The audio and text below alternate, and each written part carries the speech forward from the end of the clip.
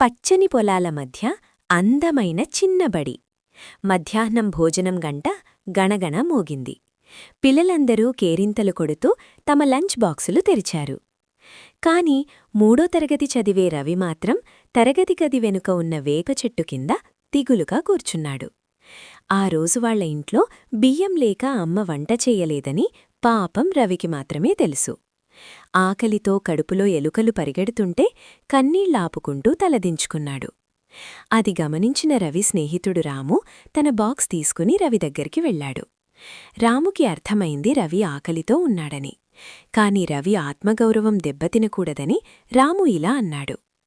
రే రవి, మా అమ్మ ఈరోజు నాకిష్టమని పులిహోర ఎక్కువ పెట్టిందిరా, నా ఒక్కడి వల్ల కావడం లేదు. ప్లీజ్ నాతో పాటు నువ్వు కూడా తింటావా అని నవ్వుతూ అడిగాడు. రవి కళ్లలో నీళ్లు తిరిగాయి. రాము ప్రేమగా తినిపిస్తుంటే రవి కడుపుతో పాటు మనసు కూడా నిండిపోయింది. ఆ రోజు ఆ వేపచెట్టు సాక్షిగా వారి స్నేహం మరింత బలపడింది. నీతి: ఆకలిని పంచుకుంటే అన్నమవుతుంది, అదే కష్టాన్ని పంచుకుంటే చెరిగిపోని స్నేహమవుతుంది.